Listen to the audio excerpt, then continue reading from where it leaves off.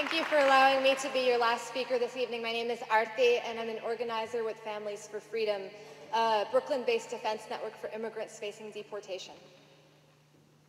I'm not prepared for that question yet. I've got to warm myself up because it's heavy, and I really am conflicted about human rights, how we can use it, and what it means to each of us. So before I really start with what I have to say, I want to ask people here a question to get a sense of who's here. How many people sitting here right now know someone who's been locked up? Raise your hand. Look around. You can put your hands down. How many people here know someone who's been deported? Raise your hand. And finally, how many people here know someone who's in the military? We are all very familiar with state violence. Personally, politically, we see it in the media and we see it touch our homes. I've never been to Guantanamo Bay, but I have been to Rikers Island. For those of you who haven't had the pleasure of visiting, Rikers Island is the largest jail in the country. 20,000 beds, 12,000 capacity right now. It's a beautiful piece of property right by LaGuardia Airport. My organization was called to visit Rikers Island a couple of years ago on a regular basis for a very cynical reason. Rikers Island has a court-mandated high school. And some very concerned social workers at the high school were organizing a career day for their youth, because once those youth were released from jail, they needed certain opportunities that wouldn't be blocked by felony disenfranchisement. But the social workers faced a problem. The citizen youth would have programs come in and talk with them, and while they had that at career day, they needed something for their immigrant youth to do. Rikers Island houses, alongside a bunch of incarcerated youth and adults, parents and children. Rikers Island also provides a home to the Department of Homeland Security, Immigration and Customs Enforcement. Every week, about 300 people at Rikers Island are tagged for deportation without counsel present. They're interviewed and interrogated, asked personal questions, and forced to disclose information about themselves in complete violation of the Vienna Convention, a formal international right, and basic human rights.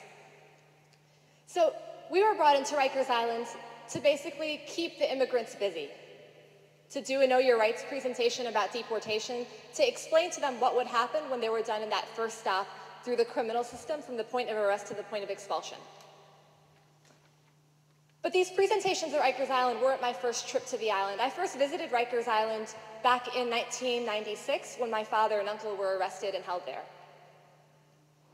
I grew up spending the greater part of my youth and my young adult life looming with the criminal justice system around me, seeing it tear apart my home, seeing it break down my father and my uncle, their dignity, my mother's as well, and being deathly, deathly ashamed of it, not able to talk about it, not even to my closest friends. My father and uncle were processed through the criminal justice system, as many people are, pressured to take guilty pleas, and forced to go ahead and be locked up and serve time. Now, that in itself felt bad enough, but to make matters worse, when my family thought we would finally get Dad and Uncle back home, immigration took them for deportation proceedings. My uncle's already been deported to India, although he hasn't lived there since 1954, and my father, who's currently 66 years old, is still in proceedings. Now, the fate of my family is not unique by any stretch of the imagination. I wear a shirt that says deportee on it for a reason. Since Congress passed major immigration reforms back in 1996, 1.5 million people have been deported.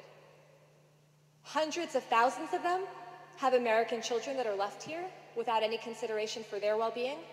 Hundreds of thousands of them had lived here for decades, had their homes here, the communities here, the deepest sociological, cultural, spiritual, political, material ties here. But the laws didn't care. These laws clearly are not based on human rights. Now, in that same year in 1996, something that I often don't talk about is the fact that under President Bill Clinton and a Republican Congress, Democrats and Republicans both have bloodied hands, right?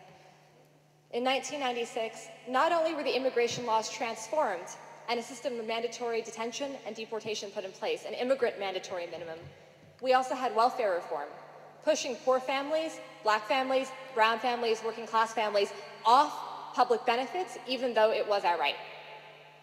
And apart from welfare reform, we had death penalty legislation reform, so that we could put masks on people and inject them and put them to their grave. I mentioned 1996 not only because it's such a symbolic year for my family and a defining moment for our fate and the fate of millions of other people in this country, immigrants, Americans, citizens, non-citizens, women, men alike, but because it's also a very telling year for us. I want to return now to this question about why can't Americans have human rights? The American government is committed to state violence at home and abroad. Okay? The American government is launching a wholesale attack on our rights. 96 is one example of that, where poor people, black people, brown people, across issues were targeted and disenfranchised. Following September 11th, increasingly, people are being targeted whether they're the subject of military surveillance, domestic surveillance, immigration enforcement. The attack against us is thoroughly comprehensive, but our responses are not equally comprehensive.